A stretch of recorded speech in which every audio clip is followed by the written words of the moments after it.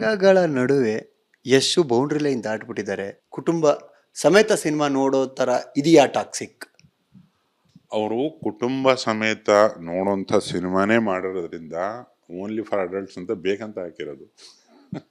ಅವರು ಫ್ಯಾಮಿಲಿಗೆ ಏನಿಷ್ಟ ಏನಿಷ್ಟ ಇಲ್ಲ ಅನ್ನೋದು ಯಶಕ್ಕೆ ತುಂಬ ಚೆನ್ನಾಗಿ ಗೊತ್ತು. ಫ್ಯಾಮಿಲಿ ಆಡಿಯನ್ಸನ್ನು ಕ್ಯಾಚ್ ಮಾಡೋದು ಗೊತ್ತು.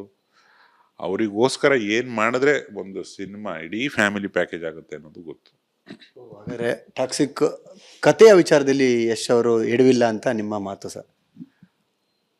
ಎಫರ್ಟ್ ಅಂತ ಬಂದಾಗ ಫಸ್ಟ್ ಬರೋದೇ ಕಥೆ.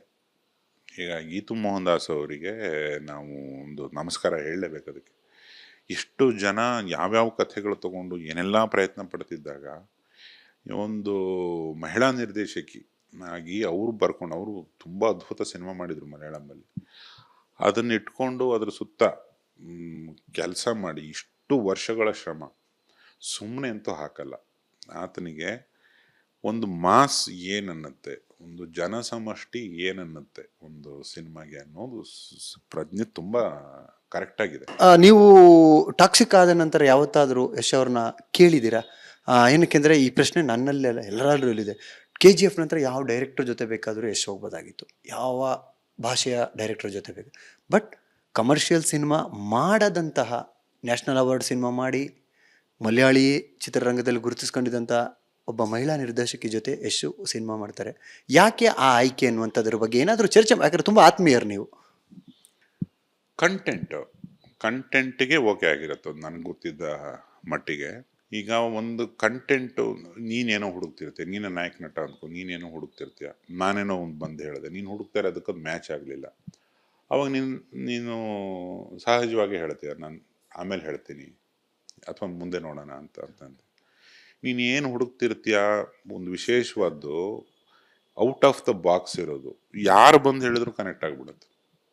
ಅದನ್ನು ಮಾಡಿದ್ದಾರೆ ಅವ್ರು ಗೀತು ಮೋಹನ್ ದಾಸ್. ಮೋಸ್ಟ್ಲಿ ಯಶು ಹುಡುಕ್ತಿರೋದು ಗೀತು ಮೋಹನ್ ದಾಸ್ ಅವ್ರು ಪ್ರೆಸೆಂಟ್ ಮಾಡಬೇಕು ಅಂತಿರೋದು ಸಿಂಕ್ ಆಗಿದೆ.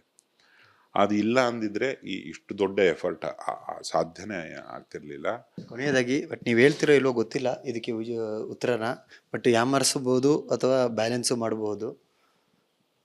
4 ಸಾಂಗ್ಗಳಿದೆ ಟಾಕ್ಸಿಕಲ್ಲಿ ಅಂತ ಕೇಳ್ಪಟ್ಟಿದ್ದೀನಿ.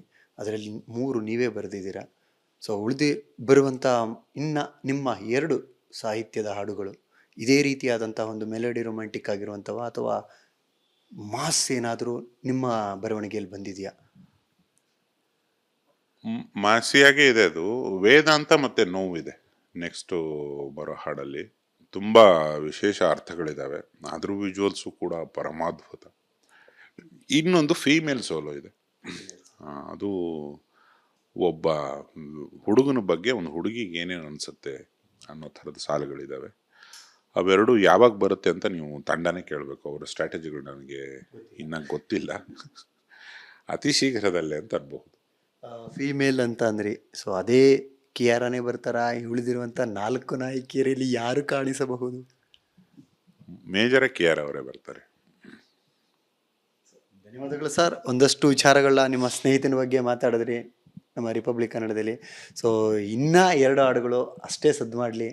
ಸೊ ಮತ್ತಷ್ಟು ಸಿನಿಮಾ ನೀವು ಜೊತೆಯಲ್ಲಿ ಕೆಲಸ ಮಾಡಿ ಅಂತ ಅವಕಾಶಗಳು ಜೊತೆಯಲ್ಲಿ ಹೋಗಲಿ ಅಂತ ನಾವು ಹಾರೈಸ್ತೀವಿ sir. Thank you so much. Thank you. ನಮಸ್ತೆ ನೋಡುಗರಿಗೆಲ್ಲ. ಜೈ ಟಾಕ್ಸಿಕ್, ಜೈ ಕನ್ನಡ. ಇದಿಷ್ಟು ಯೋಗರಾಜ್ ಭಟ್ರ ಮಾತುಗಳಾಗಿತ್ತು. ಕ್ಯಾಮ್ರಾ ಪರ್ಸನ್ ರಘು ಜೊತೆ ಸತೀಶ್ ಕನಕಪುರ, ರಿಪಬ್ಲಿಕ್ ಕನ್ನಡ, ಬೆಂಗಳೂರು.